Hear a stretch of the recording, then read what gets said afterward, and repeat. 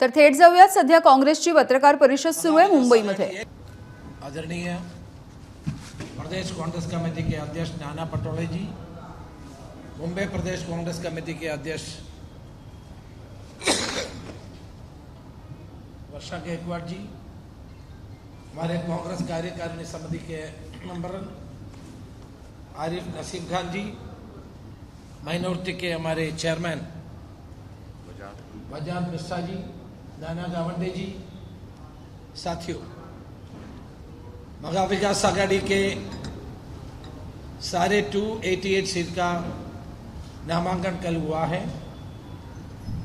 महा विकास आघाड़ी एक साथ मजबूती के साथ चुनाव लड़ने के लिए तैयार बैठे हैं। हमारे सारे कैंडिडेट्स, महा विकास आघाड़ी के सारे कैंडिडेट्स अभी जनता के बीच में है। महायुति से कंपेयर करते तो महा विकास आघाड़ी में कोई मतभेद नहीं है।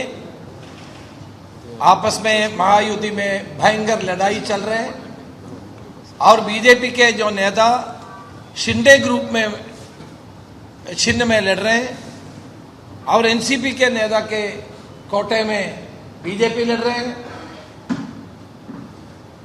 कभी ऐसा मैंने कभी राजनीति में नहीं सुना है। एक विचित्र गठबंधन है महायुति। बीजेपी के नेता शिंदे के ग्रुप में उनके चिन्ह पे लड़ रहे हैं और एनसीपी के कोटे में जो सीट मिला है उस पर भी बीजेपी लड़ रहे हैं, ताकि बीजेपी ही लड़ रहे हैं चुनाव। उनका महायुति खत्म हो चुका है। महायुति का कोई प्रभाव नहीं है, कोई अस्तित्व नहीं है। केवल बीजेपी ने शिंदे और अजित पवार को खत्म कर दिया इस चुनाव से। लेकिन महा विकास आघाड़ी में ऐसा नहीं है। हमने शिवसेना को भी और एनसीपी को भी, छोटे छोटे पार्टियों को भी जितना हो सकता है उतना उनका प्रातिनिधित्व किया है। We have given equal treatment for all the political parties who are involved in the Maha Vikas Aghadi. But in Mahayuti, BJP has swollen. They had swollen all seats of NCP as well as Shivasena, Shinde. So this is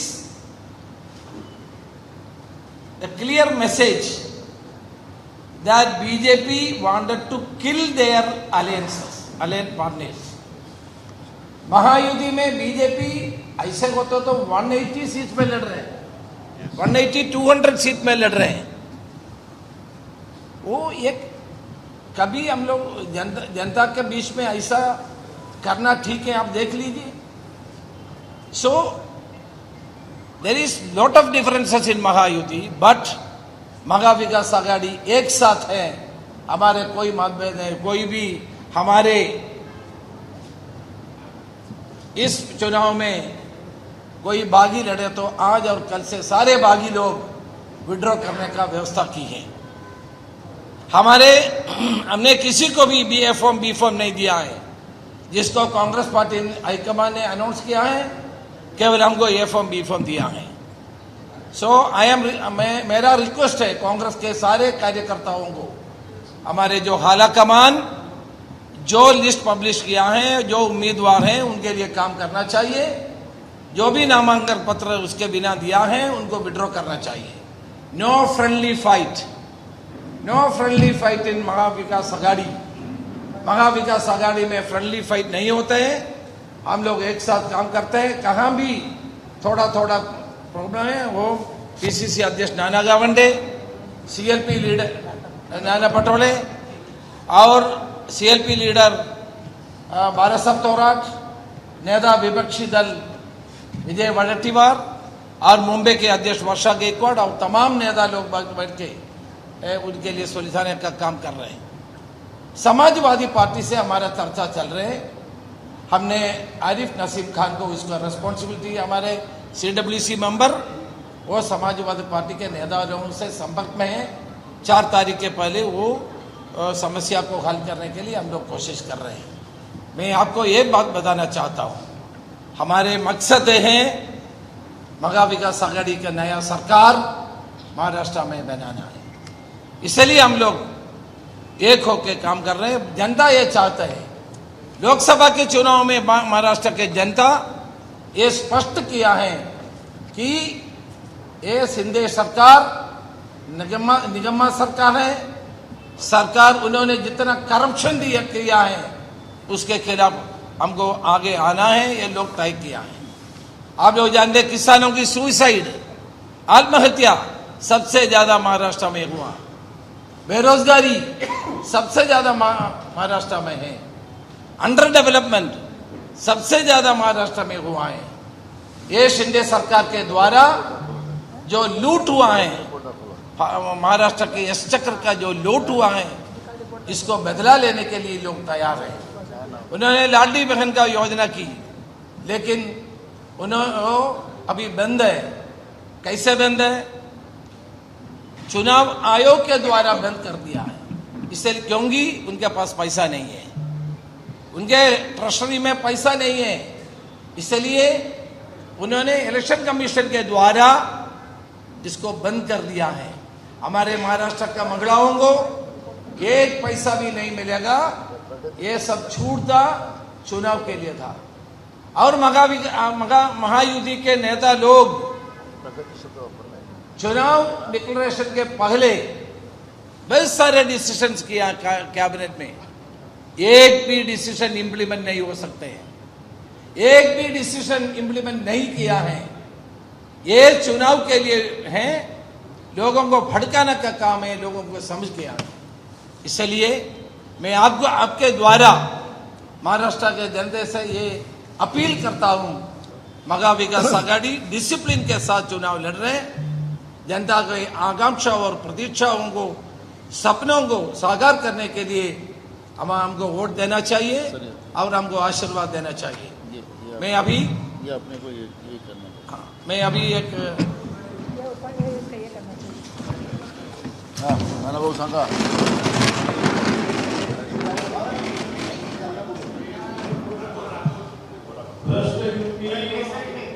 महाराष्ट्राची दुर्गती कशी झाली,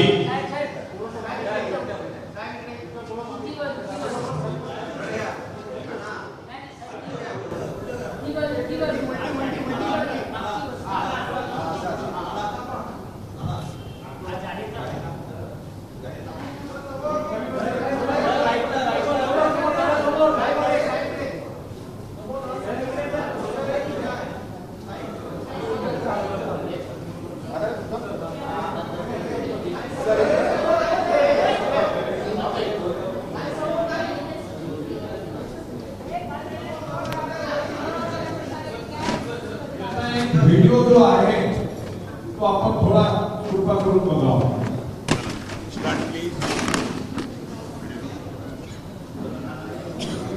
एक गाणं पण release करून टाका। एक आम्ही लोकांनी एक गाणं पण आम्ही रिलीज करतोय आम्ही आज। उद्याचा महाराष्ट्र घडवायला आलो ताकदीने लढायला, मनाला मनाशी जोडायला, वचन विकासाचं पळायला, यंदा पंजा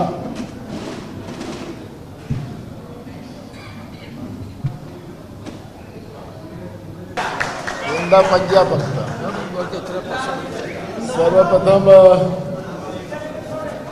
मी माझ्या आपल्या सकट महाराष्ट्राच्या सगळ्या जनतेला दिवाळीच्या मनापासून शुभेच्छा देतो। अंधाराकडून प्रकाशाकडे नेणारं आमचा सण आहे आणि हा सण आम्हाला सगळ्यांना मोठी दिशा देते। कालच महायुतीच्या महाभ्रष्ट सरकारने त्यांचं महायुतीचं प्रगती जी काही केली महायुतीने महाराष्ट्राची प्रगती केली त्याची एक पुस्तिका काल त्यांनी जाहीर केली. खरं तर महाराष्ट्राची प्रगती झाली नाही. या महायुतीमध्ये बसलेल्या खोकेबाजांची खऱ्या अर्थानं प्रगती झाली आणि याच्यामध्ये महाराष्ट्राची दुर्गती झाली. हेच चित्र आपल्याला महाराष्ट्रामध्ये पाहायला मिळते आहे. मी जे काही आकडे आपल्याला या निमित्तानं सांगणार आहे त्याच्यामध्ये महाराष्ट्र एक राज्य असं आहे की या राज्यामध्ये महिलांची सुरक्षा, महिलांचा स्वाभिमान याला कधीही तडजोड या महाराष्ट्राने केली नाही. कारण की हा महाराष्ट्र शाहू फुले आंबेडकर विचाराचा आणि छत्रपती शिवाजी महाराजांचा आहे. पण या 2.5 वर्षामध्ये आपण पाहिलं की महिलांवर अत्याचाराचे प्रमाण मोठ्या प्रमाणात वाढलेले आहे. आपल्याला लक्षात असेल की देवेंद्र फडणवीस गृहमंत्री आता आहेतच आणि जवळपास आपण पाहिलं की 37,381 प्रकरण या 2.5 वर्षामध्ये राज्यामध्ये महिलांवर अत्याचाराचे नोंदवले गेलेले आहेत. दर तासाला, मी दिवसाला नाही सांगत आहे, दर तासाला 5 महिलांवर अत्याचारांच्या नोंदी या महाराष्ट्रातल्या पोलीस स्टेशनमध्ये आपल्याला दाखल झालेल्या आहेत. 2023 मध्ये आपण पाहिलं की बलात्काराचे प्रकार 7,521 घटना नोंदवल्या गेलेल्या आहेत. म्हणजे दररोज अत्याचाराच्या 21 घटना घडतात.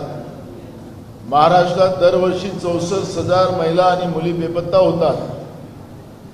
त्यामध्ये देवेंद्र फडणवीसांच्याच मतदारसंघातून 13,000 महिला मागील 9 महिन्यात बेपत्ता झालेल्या आहेत. हे त्यांच्या रेकॉर्डवरून आम्हाला पाहायला मिळते आहे.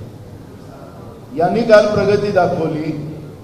जो महाराष्ट्र, ज्या महाराष्ट्रामध्ये महिला सुरक्षित नाही, ज्या महाराष्ट्रामध्ये 4 आणि 5 वर्षाच्या मुली शाळेमध्ये सुरक्षित नाही, तर कुठल्या प्रगतीचं पुस्तक काल या महाभ्रष्ट महायुतीने सादर केलं हे याच्यातून एक गोष्ट स्पष्ट होते. आपण पाहिलं की सगळ्यात दुर्लक्षित कुठला घटक या महाराष्ट्रामध्ये राहिला असेल, जसं महिला दुर्लक्षित झाल्यात तसंच शेतकरी सुद्धा या महाराष्ट्रामध्ये दुर्लक्षित झालेला आहे. महाराष्ट्रामध्ये आज जे देशामध्ये आत्महत्या होतात शेतकऱ्यांच्या, त्याच्यामध्ये सगळ्यात मोठा वाटा हा महाराष्ट्रातला आहे. 38% या महाराष्ट्रामध्ये शेतकऱ्यांच्या आत्महत्या या महायुतीच्या सरकारमध्ये झालेल्या आहेत. मुख्यमंत्री फडणवीस आणि शिंदे यांच्या कार्यकाळामध्ये महाराष्ट्रात 20,000हून अधिक शेतकऱ्यांनी आत्महत्या केल्यात आणि मुख्यमंत्री एकनाथ शिंदे झाल्यानंतर याची संख्या झपाट्याने पुन्हा वाढली. कारण की खोक्याचं सरकार आल्यानंतर ज्या पद्धतीनं भ्रष्टाचार वाढला आणि शेतकरी दुर्लक्षित झाला, त्यामध्ये 1,203 शेतकऱ्यांच्या आत्महत्या या 2.5 वर्षामध्ये शेतकऱ्यांच्या झालेल्या आहेत. सगळ्यात जास्त अमरावती विभागामध्ये ऑगस्ट 2024 पर्यंत 698 शेतकऱ्यांच्या आत्महत्या अमरावती विभागामध्ये झाल्या. अमरावती विभाग हे शेतकऱ्यांच्या आत्महत्येचं राजधानी झाली अशा पद्धतीचं चित्र आहे. याच्यामध्ये सरकारने 1 रुपयाचा विमा जाहीर केला. शेतकऱ्यांकडून पैसे न घेता एकीकडे महागाई वाढवली, जीएसटीच्या माध्यमातून शेतकऱ्यांचा पैसा लुटला आणि 1 रुपयाचा आमिष दाखवून राज्याच्या तिजोरीमधून आणि केंद्राच्या तिजोरीमधून मोठ्या प्रमाणात जे नरेंद्र मोदीचे मित्र आहेत, ज्यांच्या पीक विमा कंपन्या आहेत, त्या कंपन्यांना मोठ्या प्रमाणात पैसे देण्यात आले. आपल्याला लक्षात असेल की 2023 मध्ये विमा कंपन्याला 4,392 कोटी रुपयाचा नफा झालेला आहे. म्हणजे विमा कंपन्या यांना नफा पुरवण्याचं काम, राज्याच्या जनतेचा पैसा, घामाचा पैसा लुटून त्यांना देणं आणि शेतकऱ्याला आत्महत्या करायला लावणं हे मोठं पाप या सरकारने, या महाभ्रष्ट महायुतीनं केलेलं आहे. हे आपल्याला पाहायला मिळते आहे. आणि म्हणून यांचं जे प्रगती पुस्तक होतं त्याच्यामध्ये शेतकरी सुद्धा दुर्लक्षित असलेला आपण पाहिलेला आहे. सामाजिक कल्याण सामाजिक कल्याणामध्ये सुद्धा या महायुती सरकारने उपेक्षितांना पाठ फिरवलेली आहे. त्यांनी जातीय जनगणना करण्यासाठी आणि 50% आरक्षणाची मर्यादा उठवण्यासाठी नकार दिलेला आहे. दलित, ओबीसी, आदिवासींना मिळणाऱ्या अनेक संधी त्याच्यामध्ये नाकारलेल्या आहेत.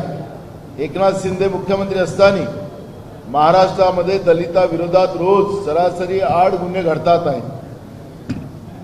21 जिल्ह्यामध्ये अजूनही वन हक्क कायद्याची अंमलबजावणी झाली नाही. 12,500 आदिवासी पदे आज महाराष्ट्रामध्ये रिक्त आहेत. त्याच्या मोबदल्यात फक्त 123 आदिवासीची पदं भरण्यात आलेली आहे. महाराष्ट्रातील 36 जिल्ह्यामध्ये अनुसूचित जाती जमाती विरोधातील गुन्ह्यामध्ये मोठ्या प्रमाणात वाढ झालेली आहे असं आपल्याला चित्र पाहायला मिळते आहे. त्याच्यात मेलेल्याच्या टाळूवरच लोणी खाण्याची जी प्रथा भाजप आणि एकनाथ शिंदेच्या सरकारने केली त्याच्यामध्ये आरोग्य यंत्रणा ही आज महाराष्ट्रामध्ये संकटात आलेली आहे. माणसं सरळ जातात सरकारी दवाखान्यामध्ये आणि माणसं आडवे होऊन निघतात असं चित्र आपण आज पाहतोय. महाराष्ट्रामध्ये 2023 मध्ये सरकारी रुग्णालयामध्ये केवळ एका आठवड्यात 100हून अधिक नवजात बालकांचा मृत्यू झालेला आहे. 108 वैद्यकीय रुग्णवाहिकेच्या खरेदीमध्ये 8,000 कोटीचा घोटाळा या सरकारने केलेला आहे.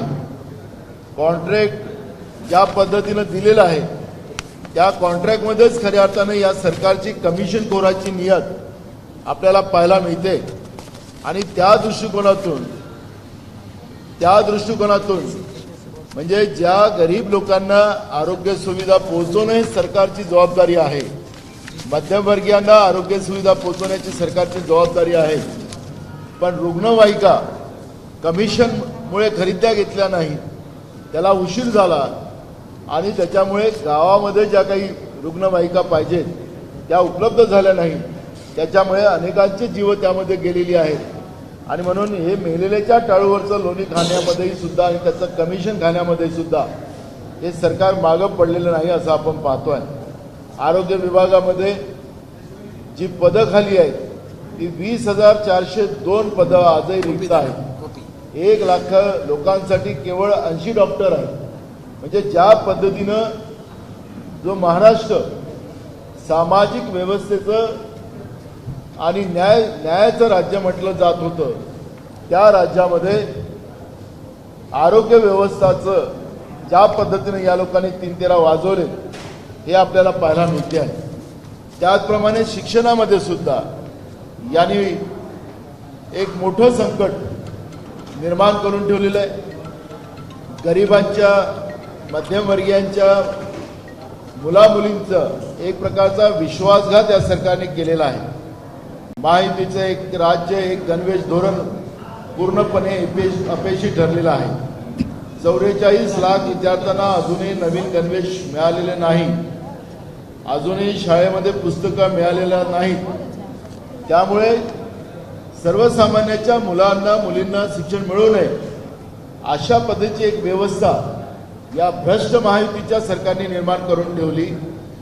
आणि त्याचा परिणाम असा झाला की राज्यामध्ये 14,783 शाळा बंद करायच्या आणि दुर्गम भागात राहणाऱ्या 1,85,467 विद्यार्थ्यांना शिक्षणापासून दूर करायचं अशा पद्धतीचे पाप या सरकारने सुरू केलेलं आहे. क्लस्टर शाळा योजनेअंतर्गत त्यांनी लाडके मित्र त्यांचे अदानी यांना चंद्रपूरमधील माउंट कार्मेल शाळेच्या व्यवस्थापनाची जबाबदारी दिलेली आहे. म्हणजे सांगायचं तात्पर्य असं की गोरगरिबाच्या मुलांसाठी पुढच्या काळामध्ये भाजप आणि एकनाथ शिंदे महायुतीच्या भ्रष्ट सरकारने या सर्वसामान्यांच्या मुलामुलींचं शिक्षण आम्ही आता बंद करू हा एक प्रकारचं पाऊल त्यांनी उचललेलं आहे. म्हणजेच याचा अर्थच या राज्याच्या उद्याच्या येणाऱ्या पिढीवर शैक्षणिक व्यवस्थेपासून दूर करण्याचं पाप यांनी या राज्यामध्ये निर्माण करून ठेवलेलं आहे. महायुतीच्या कार्यकाळात मोठ्या प्रमाणात प्रकल्प उद्योग गुजरातमध्ये पाठवण्याचं काम झालं आणि राज्यामध्ये मोठ्या प्रमाणात बेरोजगारी वाढण्याचं काम या लोकांनी केलेलं आहे. पायाभूत सुविधा आणि कुशल मनुष्यबळ असून सुद्धा भ्रष्ट युती सरकारच्या काळात महाराष्ट्रातले प्रमुख प्रकल्प परराज्यात जाऊ दिले. यामुळे राज्यातील जनतेवर घोर अन्याय झालेला आहे. परवा मी राज्याच्या उपमुख्यमंत्र्यांकडून ते याच्यावरचं विश्लेषण देत होते की उद्धव ठाकरेंच्या काळामध्येच एअर विस्टा असेल असे अनेक प्रकल्प त्या काळात गेलेले असं ते सांगतात आहे.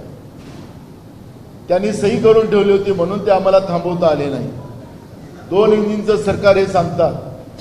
हे जसं यांचं सरकार आलं या सरकारच्या काळामध्ये हे सगळे प्रकल्प महाराष्ट्रातून गेलेले आहेत. खोटं बोलण्यामध्ये एक्सपर्ट असलेलं बीजेपी आणि त्यांचे नेते फडणवीस त्यांची एक्सपर्टी हे आपल्याला सगळ्यांना माहिती आहे. पण राज्यातली जनता आता या महायुतीच्या महाराष्ट्राच्या विरोधात असलेलं धोरण हे आता सगळ्यांनाच आता कळलेलं आहे आणि महाराष्ट्राची जनता यांच्या आता या भूलथापाला बळी पडणार नाही. फडणवीस सीएम असताना या काळामध्ये ईज ऑफ ड्राईंग बिझनेस धोरणाचा गुजरातचा फायदा झालेला आपण पाहिलेला आहे. महाराष्ट्राने 9.9 लाख कोटी रुपयाची गुंतवणूक आणि 7.9 लाख संभाव्य नोकऱ्या गमावलेल्या आहेत. टाटा एअरबस विमान प्रकल्प, बल्क ड्रग पार्क, सबमरीन पर्यटन प्रकल्प यासारखे प्रमुख प्रकल्प एका पाठोपाठ एक महाभ्रष्ट युतीनं गुजरातला दिलेले आहेत. आपल्या युवकांना कधी नव्हे अशा बेरोजगारीचा सामना आज महाराष्ट्रामध्ये करावा लागतात आहे. 62 लाख तरुण आज महाराष्ट्रामध्ये बेरोजगार आहेत आणि त्यामुळे बेरोजगारांच्याही आत्महत्या कधी नव्हे या महाराष्ट्राला पाहावं लागते आहे. हे दुर्भाग्य निर्माण करण्याचं काम या महाभ्रष्ट महायुतीच्या सरकारने केलेलं आहे. मुंबईतील प्रमुख रिअल इस्टेट धारावी जिची किंमत अंदाजे 1 लाख कोटी आहे ती महायुतीची जी लाडकी मित्र योजना आहे त्या योजनेच्या अंतर्गत त्या मित्राला या सगळ्याच धारावीची सगळी प्रॉपर्टी त्यांच्या सुपूर्द करण्यात आलेली आहे. 32,000 कोटी रुपये खर्च करूनही मुंबईचा अटल सेतू कोस्टल रोडवर दरडी कोसळत आणि गळती होताना दिसून येते आहे. समृद्धी महामार्गाचे मृत्यू महामार्गात रूपांतर झालेले आहे. फडणवीस यांचा मुख्यमंत्री पदाचा कार्यकाळात MSRDCने समृद्धी महामार्गाचे mega engineering and infrastructure limited ला 1,565 कोटी रुपयाचा कंत्राट दिलेला होता. भाजपाचे प्रमुख देणगीदार असलेले मिलने इलेक्ट्रॉनिक बॉन्ड्समधून 12,000 कोटी भाजपाला दिले आणि पुढे समृद्धी महामार्गाचे अनेक कॉन्ट्रॅक्ट त्यांना मिळालेले आहेत. डिसेंबर 2022 मध्ये महामार्गाचे उद्घाटन झाल्यापासून आतापर्यंत 1,282 अपघात झालेले आहेत आणि 135 त्या ठिकाणी मृत्यू झालेले आहेत. ऑगस्ट 2024 मध्ये अनेक छोटे कॉन्ट्रॅक्टर एकत्र करून मुख्यमंत्री ग्राम सडक योजनेअंतर्गत जिल्हानिहाय रस्ते बांधकाम कॉन्ट्रॅक्टर जारी करण्याचा निर्णय केवळ मोठ्या कंपन्यांसाठी अनुकूल करण्यात आलेला होता. जे मित्रो आहेत दिल्ली दरबारातले त्या मित्रोंनाच हे काम कसं मिळेल यावेळी या पद्धतीचं त्या ठिकाणी काम झालेलं आहे. महाराष्ट्रामध्ये महाराष्ट्राची संस्कृती ही देशानंच नव्हे तर जगाने त्याचं पालन केलेलं आहे.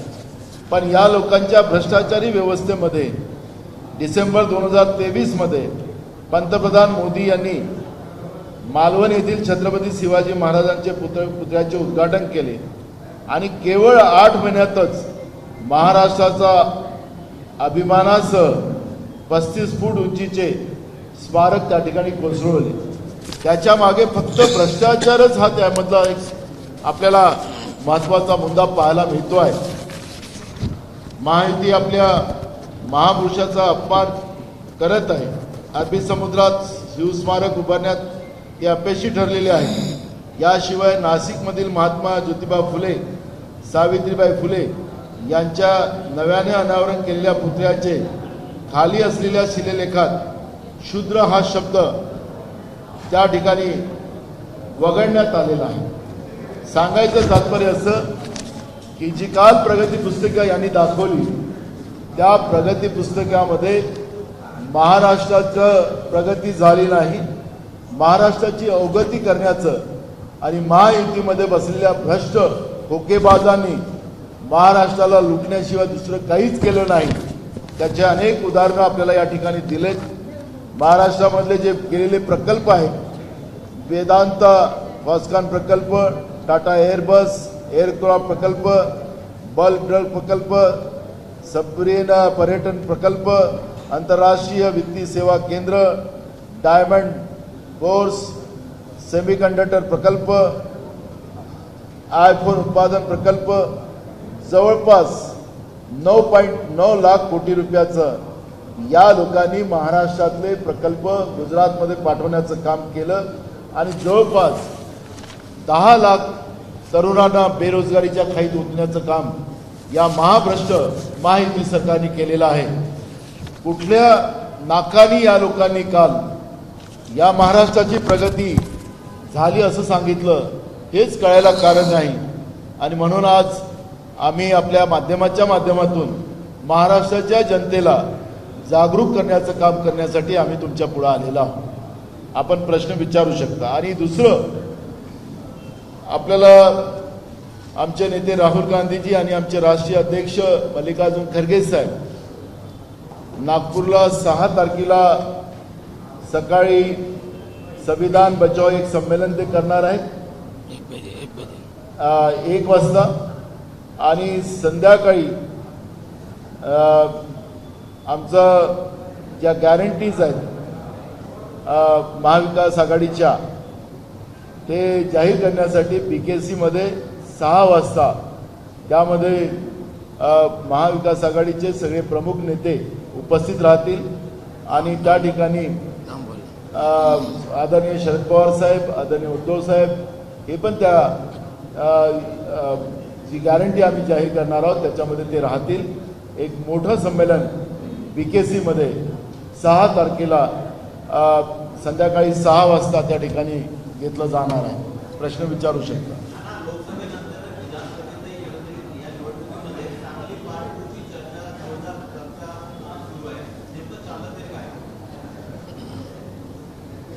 हा महाविकास आघाडीसाठीच नाही, यावेळेस आपण पाहिलं असेल की सगळ्याच पक्षामध्ये मोठ्या प्रमाणात बंडखोरीचं चित्र आपण पाहतो आहे.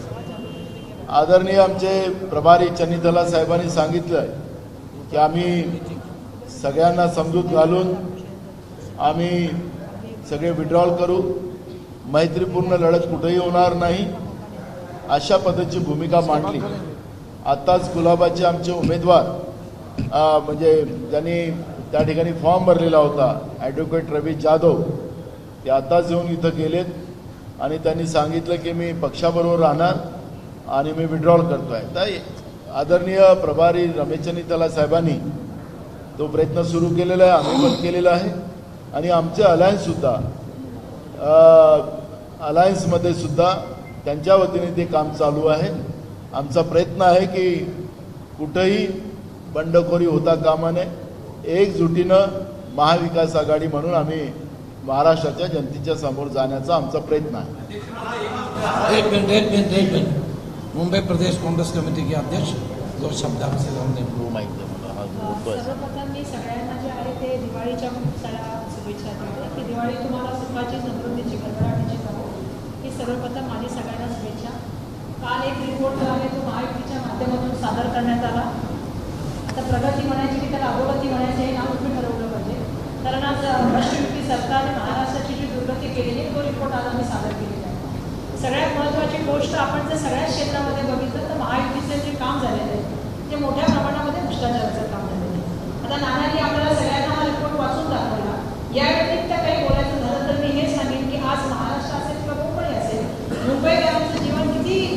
डेंजरमध्ये हे सांगायला पाहिजे मला. जर माणूस कटआउट खाली मोठ्या होर्डिंग खाली उभा राहिला तर माणसाचा त्याच्यामध्ये कटआउट पडून मृत्यू होतो. जर माणूस रेल्वेला प्रवास करायला रेल्वे पकडायला निघाला गावची तर धक्काबुक्की चेंगराचेंगरी होते आणि त्याच्यामध्ये माणसं जखमी होतात. त्याच्या व्यतिरिक्त माणूस सकाळी सकाळच्या घराच्या बाहेर मॉर्निंग वॉक करायला निघाला तर अचानक गेल्याची कोणाची तरी गर्दाव गाडी येते आणि हिटाने रडकवून जाऊन त्याचा मृत्यू होतो. दुर्दैवाने आज माझा प्रश्न हा आहे हा महायुती सरकारला की सर्वसामान्य माणसाचं जीवन तुम्ही किती धोक्यात टाकणार आहात. स्पेसिफिकली बोलायचं झालं तर तसं बोलले की रेल्वेमध्ये आज दिवसाला 7 लोकांचा जो आहे तो मुंबईमध्ये होतो. त्याचं काही व्यवस्थापन नाही, स्टेशनचं व्यवस्थापन नाही. तुम्ही पुढे टाकण्याच्या गोष्टी बोलताय, त्याच्यासाठी 2 लाख करोड रुपये देण्याच्या गोष्टी बोलताय. त्यामुळे सर्वसामान्यांच्या प्रश्नाबद्दल कधी लक्ष देणं काय केलं. आज महाराष्ट्र महिला अत्याचारामध्ये 2 नंबरला आहे देशभरामध्ये, बाल अत्याचारामध्ये 1 नंबरला आहे देशभरामध्ये. आणि तुम्ही काय सांगताय आज मुली रेल्वे स्टेशनवर सुरक्षित नाही. आज महिला ज्या आपण बघितलं, आपल्याला सुद्धा माहिती आहे की मोठ्या प्रमाणामध्ये त्यांच्यावरती हल्ले होतात रस्त्यामध्ये. कोणत्या येथे पुण्यामध्ये आपण बघितलं, बदलापूरमध्ये ज्या घटनेत बघितलं, शाळेमध्ये महिला सुरक्षित नाही. आम्ही सांगितलं मधल्या काळामध्ये की 64,000 महिला लापता झाल्या आणि एक काळ असा आहे की ज्याच्यामध्ये सगळ्यात जास्त झाल्या. या नागपूर शहराबद्दल आपण बोलत आहोत तर नागपूर शहरामध्ये 9 महिन्यामध्ये 1300 महिला लापता आहेत. याची उत्तरं पण आहे ना, याची उत्तर याचा रिपोर्ट खरं तर अपेक्षा होती आम्हाला द्यावी त्यांनी. शक्ती कायदा 2 वर्षापासून केंद्र सरकारकडे ते मंजूर होत नाही. मग तुम्ही महिला सुरक्षेच्या काय गोष्टी बोलता. एका ठिकाणी महिलांना सांगायचं लाडकी बहीणच्या माध्यमातून 1500 रुपये देतो आणि दुसऱ्या ठिकाणी लाडक्या मित्राला 1500 एकदा देतात, त्याच्याबद्दल कुठली चर्चा नाही. त्याचा रिपोर्ट महाराष्ट्राने घेतला पाहिजे ना की एवढ्या मोठ्या प्रमाणामध्ये आपण जमिनीच्या जमिनी देत चाललेला आहात. आणि म्हणून हे सगळे प्रकरण आम्ही आज या ठिकाणी आपल्या समोर आणले आहे. आरोग्याचा खेळखंड उभा केलाय. 8,000 कोटीचा मोठा भ्रष्टाचार त्या आरोग्य वाहिनीत आहे. आज आपल्याला माहिती आहे की ज्योतिबा फुले नावाची जी योजना आहे, महात्माची आपल्या सगळ्यांना माहिती आहे, जी आरोग्याच्या बाबतीमध्ये होती. जसं पूर्वीला राजीव गांधींच्या योजनेच्या नावाची होती. त्या योजनेला पैसे मिळत नाहीयेत. लोकांचा विमा उतरला जात नाही त्या योजनेमध्ये. जर असं होत असेल, आज मुलांना स्कॉलरशिप नाही, संजय गांधीमधल्या महिलांना पैसे नाही, आज रेशनवर लोकांना अन्नधान्य मिळत नाही. आणि अशा वेळेला आपण ज्या वेळेला बोलत आहोत त्यावेळेला एक गोष्टीचं बोलता माझा या ठिकाणी सर्वांना सांगणे, महाभ्रष्ट मित्रराज्याने आणि सगळ्यात महत्त्वाची गोष्ट म्हणजे महाराष्ट्राची दुर्गती करणारी प्रथमतः असं झालं की छत्रपती शिवाजी महाराजांचा पुतळा ज्याला 236 करोड रुपये दिले गेले तो 8 महिन्यात पडला आणि त्याचं उद्घाटन, त्याचं अनावरण देशाच्या प्राईम मिनिस्टरांनी केलं होतं. दुर्दैवाची गोष्ट आहे, कोस्टल रोडमध्ये पाण्याची गळती झाली, त्या ठिकाणी अटल सेतूवरती त्या ठिकाणी भेगा पडण्याचं काम झालं. ही जबाबदारी, नैतिक जबाबदारी कोणी घेतली पाहिजे? महाराष्ट्राच्या त्या काळच्या सरकारने घेतली पाहिजे. आणि आता महायुती सरकारच्या माध्यमातून जितके तिथे नॉमिनेशन झाले, आपण सगळेजण बघता कुठे ना कुठे या पक्षात आपण करीना सुधार घेऊ, दुसऱ्या पक्षाला तिकीट द्यायचं आणि आपल्या पक्षामधला उमेदवार बीजेपीचा तिथं उभा करायचा. ही नवीन परंपरा महाराष्ट्रामध्ये सुरू केलेली आहे. त्यामुळे मला अपेक्षा आहे की महाराष्ट्राची जनता खूप सूत नाही. छत्रपती शिवाजी शाहू फुले आंबेडकरांचा महाराष्ट्र हा सूत नाही. राजकारणाच्या बाबतीत महाराष्ट्र हा नेहमी सुसंस्कृत राजकारणाचा राहिलेला आहे. आणि म्हणून सुसंस्कृत महाराष्ट्राला टिकवायचं असेल तर यावेळी जे आहे ते सगळ्या जणांनी आपल्या मनात निर्धार केलेला आहे. गेल्या काळात आपल्याला दिसेल की महाविकास आघाडीचं सरकार आहे आणि आम्हाला बहुमत मिळेल. जसं साहेबांनी सांगितलं, नाना पटोळे साहेबांनी, आमचा 6 तारखेला कार्यक्रम आहे. आदरणीय देशाचे नेते आदरणीय राहुल गांधीजी जे आहेत ते नागपूरमध्ये येणार आहेत आणि त्या ठिकाणी जे आहे ते संविधान बचाव संमेलन होईल 1 वाजता. आणि PKC मध्ये महाविकास आघाडीच्या वतीने त्या ठिकाणी जे आहे ते आपल्याला माहिती की गॅरंटीज केल्या जातील. आमच्या सगळ्यांचे नेते, देशाचे नेते आदरणीय मल्लिकार्जुन खरगे साहेब, आदरणीय देशाचे नेते राहुल गांधीजी, सन्माननीय शरदचंद्र पवारजी, सन्माननीय उद्धव बाळासाहेब ठाकरेजी आणि आम आदमी पार्टी इतर सगळ्या पक्षाचे आहे जे नेते ते या ठिकाणी उपस्थित राहतील आणि आम्ही गॅरंटी डिक्लेअर करू. पण यावेळी महाराष्ट्राला ठरवायचं आहे आणि महाराष्ट्राने ठरवलंय की ज्यांनी आमच्या महाराष्ट्राची इतकी दुर्गती केली, ज्यांनी महाराष्ट्राचं राजकारण हा गद्दारीचा जो आहे तो इतिहास लावला, त्यांना यावेळी घरी बसवायचं. धन्यवाद. एक आकडेवारी आलेली आहे. मोदींच्या महाराष्ट्रात आज सभा अमित शहाच्या 20, गडकरींच्या 40, पटेलांच्या 50, बावनकुळेंच्या 40 आणि योगी आदित्यनाथांच्या 15 सभा आहेत. तुमच्या किती सभा जाऊन आपण एकदम चांगला प्रश्न विचारला. महाराष्ट्राला प्रगतीपथावर नेणाऱ्या महाभ्रष्ट महायुतीला त्यांच्या दिल्लीतल्या नेत्यांना, बाहेरच्या नेत्यांना बोलवून यांना वाचवण्यासाठी महाभ्रष्ट युतीला त्यांचा जो प्रयत्न आहे त्याच्यामुळे हे जो मोठ्या सभा दिल्लीवारी म्हणजे नरेंद्र मोदी आणि अमित शहा आणि त्यांचे नेते करतात आहेत, महाराष्ट्र त्यांच्या हातून जाते आहे.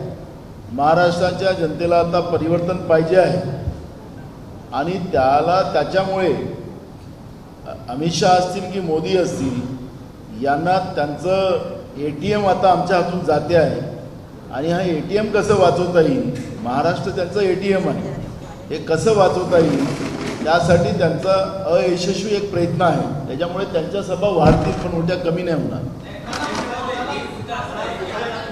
मराठी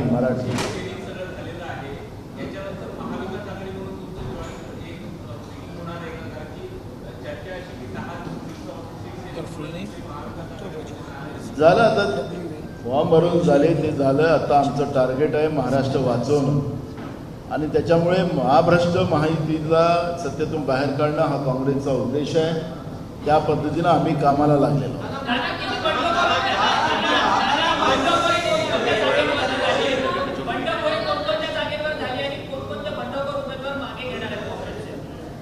सगळ्याच ठिकाणी आम्ही प्रयत्न चालू केलेला आहे. काही आता फॉर्म आता वापस घ्यायचा, आज स्क्रुटनी संपलेली असेल, हे उद्या परवापासून आता विड्रॉल चालू होतात आहे. त्यामुळे आमचा प्रयत्न सगळीकडे सुरू झालेला आहे. कुठेही मैत्रीपूर्ण लढत होणार नाही याची आम्ही त्या ठिकाणी प्रयत्न सुरू केलेला आहे.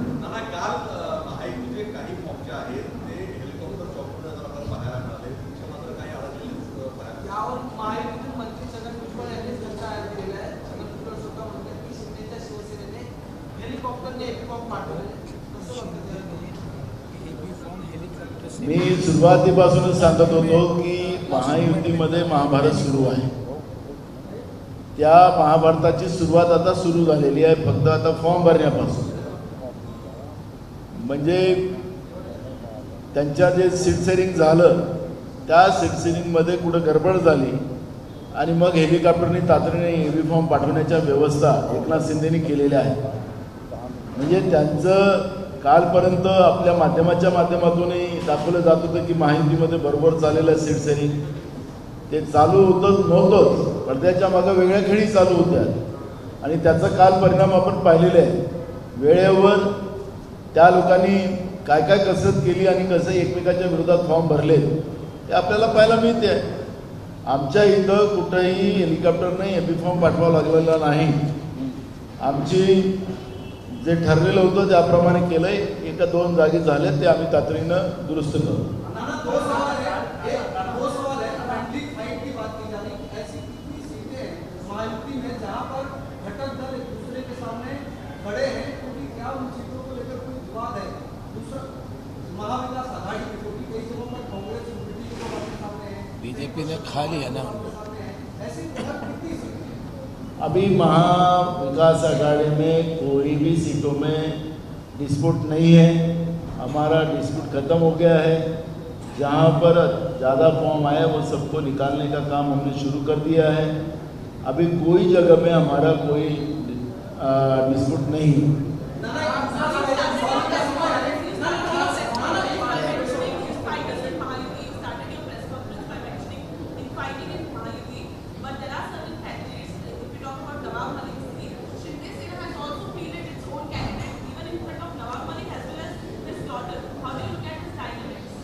हम अभी ये सब चीज़ों को हम देख रहे हैं. अभी स्क्रूटनी है, ये सब है, विड्रॉल है, बाद में करेंगे सब खेल. अभी तो शुरुआत है, उस पर अभी मैं कोई प्रतिक्रिया नहीं देना चाहूँगा. महामल्लिक के बारे में महायुति में एक